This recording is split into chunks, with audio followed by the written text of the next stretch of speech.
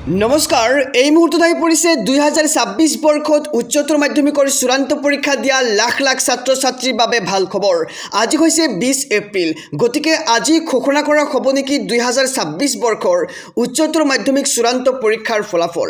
ইয়াক লৈ সামাজিক মাধ্যমত বহু খবৰ ওলাইছে যে আজি ৰাতিপুৱা 10:30 ঘোষণা কৰা হ'ব 2026 বৰ্ষৰ উচ্চতৰ মাধ্যমিক চূড়ান্ত পৰীক্ষাৰ ফলাফল।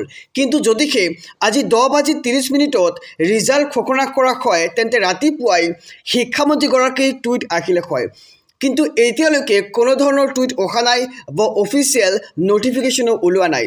গতিকে তোমালোকে নিশ্চিত হ'ব পাৰা যে আজি কোনো ধৰণৰ ৰিজাল্ট ঘোষণা কৰা নহয়। কিন্তু এইখন নটিছত ওলাইছে যে 21 তাৰিখৰ পিছত ঘোষণা কৰা হ'ব 2026 বৰ্ষৰ উচ্চতৰ মাধ্যমিক চূড়ান্ত পৰীক্ষাৰ ফলাফল। ইয়াক কিমান দূৰ সত্য? সঁচাকৈয়ে 22 বা 23 এপ্ৰিলত ঘোষণা কৰা হ'ব নেকি 2026 বৰ্ষৰ উচ্চতৰ মাধ্যমিক চূড়ান্ত পৰীক্ষাৰ ফলাফল?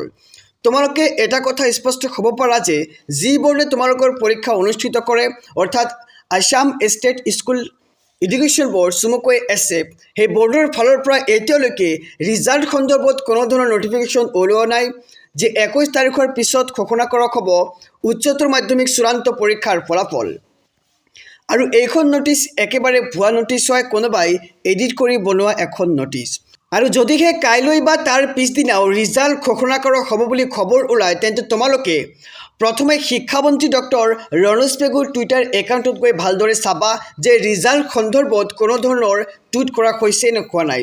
যদিহে টুইট কৰে তাৰ পিছতহে বিশ্বাস কৰিবা যে আজি বা কাইলৈ ঘোষণা কৰা হ'ব 2026 বৰ্ষৰ উচ্চতৰ মাধ্যমিক চূড়ান্ত পৰীক্ষাৰ ফলাফল। আৰু খবৰ ওলোৱা মতে 2026 বৰ্ষৰ HS ৰিজাল্ট প্ৰস্তুতৰ কাম ইতিমধ্যে তীব্ৰ গতিত চলি আছে আৰু তোমালোকৰ বোৰ্ডে ৰিজাল্ট ঘোষণা কৰিবলৈ সম্পূৰ্ণৰূপে সাজু হৈছে। আৰু এইবাৰ 14টা ৱেবছাইট যোগে ৰাজ্যৰ 3,38,000 শিক্ষাৰ্থীয়ে লাভ কৰিব নিজৰ আংশিক ফলাফল। আৰু ফলাফল সন্দৰ্ভত ৰাজ্যৰ শিক্ষামন্ত্ৰী ডক্টৰ ৰণোজ পেগুৱে মন্তব্য কৰিছে যে এইবাৰ বহুতো ছাত্ৰ ছাত্ৰীয়ে ফেইল কৰিব আৰু ফেইল কৰা শিক্ষাৰ্থীক হতাশ নহ'বলৈ আহ্বান শিক্ষামন্ত্ৰীগৰাকীৰ।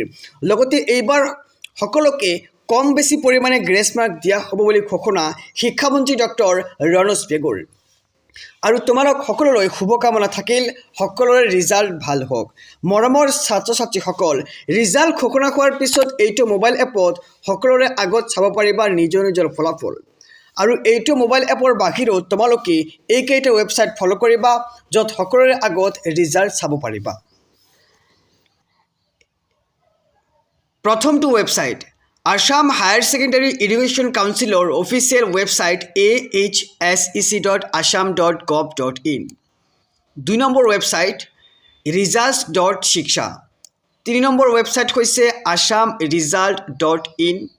4 নম্বৰ ৱেবছাইট হৈছে assamjobalerts.com। 5 নম্বৰ ৱেবছাইট হৈছে indiaresults.com। 6 নম্বৰ ৱেবছাইট হৈছে schools9.com। 7 নম্বৰ ৱেবছাইট হৈছে iresults.in। 8 নম্বৰ ৱেবছাইট হৈছে iresult.net। 9 নম্বৰ ৱেবছাইট হৈছে www.jagranjosh.com। 10 নম্বৰ ৱেবছাইট হৈছে www.ndtv.com। লগতে 11 নম্বৰ ৱেবছাইট হৈছে indianexpress.com। 12 নম্বৰ ৱেবছাইট হৈছে www.vidyavision.com। তোমালোকে এইকেইটা ৱেবছাইট ফ'ল' কৰিবা। এইকেইটা ৱেবছাইটত তোমালোকে ৰিজাল্ট ঘোষণা হোৱাৰ পিছত সকলোৰে আগত চাব পাৰিবা। আৰু ভিডিঅ'খন ভাল পালে এটাকৈ লাইক কৰিবা, লগতে চেনেলটো ছাবস্ক্ৰাইব কৰি আজিৰ এই ভিডিঅ'খন তোমালোকৰ বন্ধু বান্ধৱীৰ সৈতে শ্বেয়াৰ কৰি দিবা। ধন্যবাদ।